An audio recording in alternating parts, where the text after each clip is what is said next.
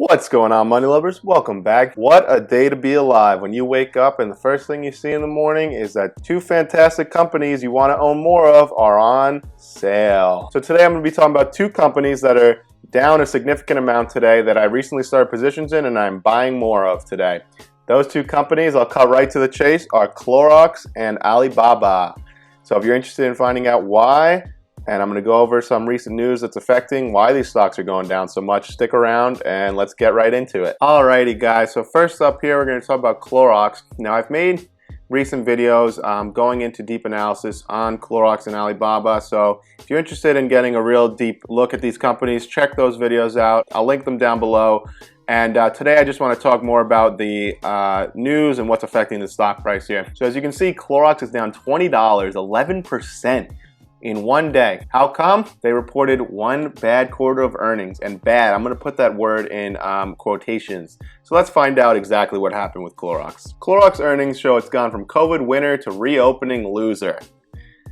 I can't believe people get paid to write this garbage. But I do thank them because it creates great buying opportunities for you and me. Clorox fell short on analyst expectations. Fourth quarter earnings, they reported a profit of 95 cents a share, missing analyst forecast of $1.36 a share, on sales of $1.8 billion, below expectations of $1.9 billion.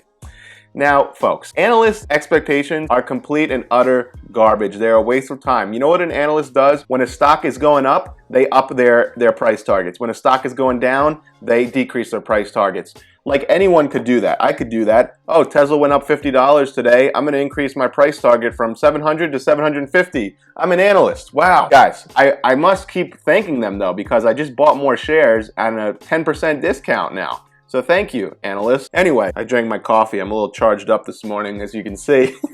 But anyway, so they also said they're going to earn between little typo here. They're so excited to get these out. They came and do punctuation. $5.40, between $5.40 and $5.70 for 2022, well below analyst forecast of $7.67. Give me a break. Look.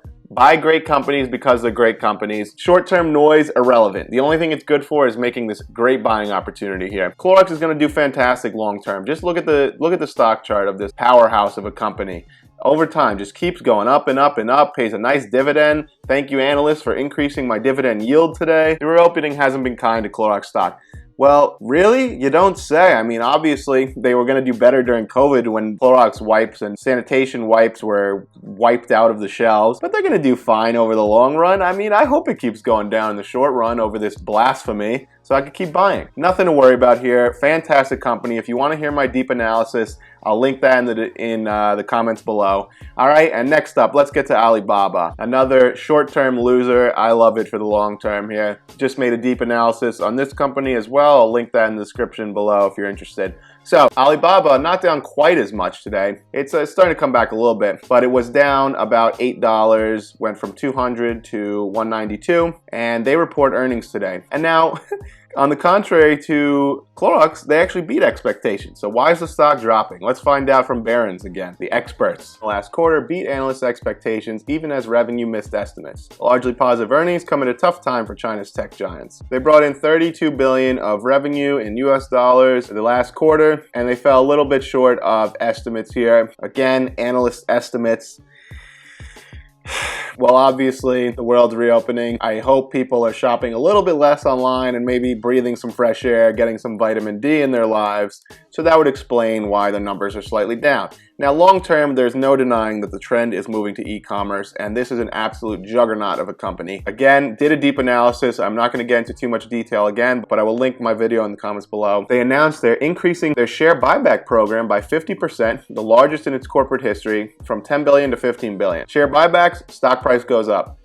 So if all else remains stagnant, which I don't think it will. I think that this business is primed for great success. They're going to do a share buyback, which at the least will push up the stock price a little bit. So Alibaba and many of its giant Chinese company peers have fallen on tough times. Yes, they've been the subject of regulatory crackdown that's intensified in recent weeks, caused the largest monthly fall for US-listed Chinese tech companies since 08-09. In the long term, great companies will be great companies, and I think that this is all short-term volatility, and over the long run, they're going to do just fine. Now, again, I addressed this in my analysis of the company. Global annual users of the Alibaba ecosystem reached almost 1.2 billion.